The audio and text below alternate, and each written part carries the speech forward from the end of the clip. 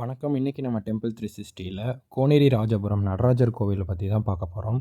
இந்த கோவிலில் வந்து நீங்கள் வழிபட்டிங்கன்னா உங்கள் வாழ்க்கையில் மென்மேலும் வளர்ச்சி அடையும், பிணி நீங்கும், திருமண தடைகள் நீங்கும், கல்வியில் ஏற்பட்டு வந்த மந்த நிலைகள் மாறும்.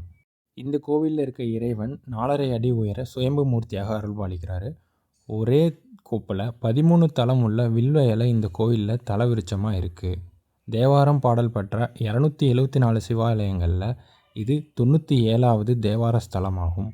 இங்கே இருக்க சிவன் சன்னதி கோஷ்டத்துக்கு பின்புறம் பிரம்மா, விஷ்ணு, சிவன் மூவருமே அருள்பாலிக்கிறாங்க. இந்த கோவில் ராஜராஜ சோழனோட பாட்டியார் கன்றாதித்த சோழனின் மனைவி செம்பியன் மாதேவியால் கட்டப்பட்டது. இங்கே வைத்தியநாதருக்கு தனி ஒரு கோவிலே இருக்குது. இந்த கோவிலில் இருக்க விநாயகர் அரசமன விநாயகர் என்ற திருநாமத்துடன் அருள்பாலிக்கிறார். இங்கு மூலவர் சன்னதியில் மேல் உள்ள விமானத்தில் அஷ்டத்வார பாலக விமானம் எனப்படும். வியாபாரத்தில் ஏற்படக்கூடிய சிக்கல் நீங்கிறதுக்கு இங்கே இருக்க சிவனையும் பார்வதியும் அபிஷேகம் செய்து திங்கட்கிழமை வந்து வழிபட்டு, மேலும் மசுதரா என்ற யாகம் செஞ்சால் வியாபாரத்தில் ஏற்படக்கூடிய சிக்கல்களும் நீங்கும். இங்கே திரிபுரத்தை எரித்த திரிபுர சம்ஹார மூர்த்தி இங்கே தனியாக அருள்பாலிக்கிறார். இவருக்கு தேய்பிறை அஷ்டமியில் வழிபாடு செய்தால் யமபயம், எதிரிகளால் வரக்கூடிய தொந்தரவு விலகும் என்பது ஐதீகம். இங்கே இருக்க துர்க்கை அம்மன் மேற்கு பார்த்து அருள்பாலிக்கிறாங்க. யமதர்மன் திருக்கடையூரில் ஏற்பட்ட பயத்தை போக்குறதுக்காக இங்கே இருக்க துர்க்கையை வழிபாட்டு செய்துள்ளார். மேலும் ஒரே மூலஸ்தானத்தில் 6 விநாயகர் அமர்ந்து விநாயகர் சபையாக அருள்பாலிக்கிறார்கள். நந்திய பகவான் இங்கே இருக்க கோவிலில் வந்து வழிபட்டதாக புராணம் கூறுது. எனவே பிரதோஷ காலத்தில் இங்கே வந்து வழிபாடு செய்தால் ஒன்றுக்கு பல மடங்கு நன்மைகள் கிடைக்கும் என கூறப்படுகிறது. அஷ்டதிக்கு பாலகர்கள் வந்து இந்த கோவிலில் வழிபாடு செஞ்சதற்கு நினைவாக விமானத்துக்கு மேலே அஷ்டதிக்கு பாலகர்களும் வீற்றிருக்கிறார்கள். 16 சித்தர்கள் இங்கு வழிபாடு செய்துள்ளனர். 3 சண்டிகேஸ்வரர்கள் உள்ளனர்.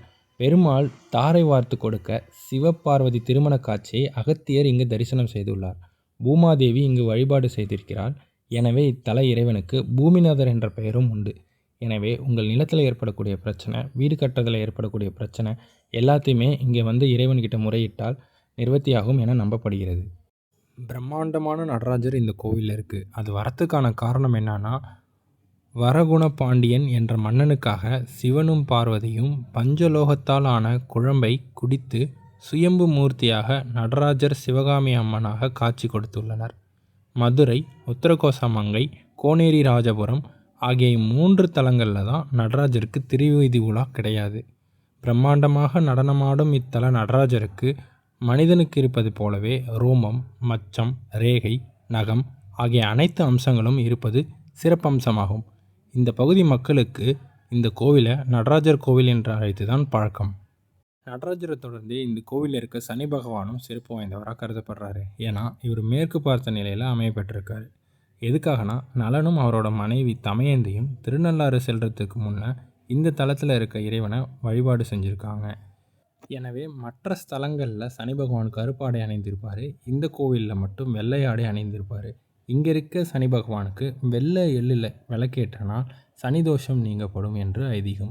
சனி தோஷத்தால் பாதிக்கப்பட்டவர்கள் இந்த கோயிலுக்கு வந்து இறைவனை வழிபாடு செய்வது நல்லது. புரூரவஸ் என்ற மன்னனுக்கு குஷ்டநோய் ஏற்பட்டுருச்சு. அதனால் மிகவும் வருந்திய மன்னன் எல்லா கோயிலுக்கும் சென்று வழிபட்டார். கடைசியில் இந்த கோயிலில் வந்து வழிபட்டு நிவர்த்தியானதுனால இந்த கோவிலுக்கு பொற்தகட்டால் செய்யப்பட்ட விமானம் பரிசளித்தார். மேலும் வைகாசி விசாகத்தன்னைக்கு திருவிழா நடக்கவும் ஏற்பாடு செஞ்சார். உங்கள் வாழ்க்கையில் ஒரு முறையேனும் இந்த கோயிலுக்கு சென்றுட்டு வாங்க, எண்ணற்ற பலன்களை அனுபவிப்பீங்க.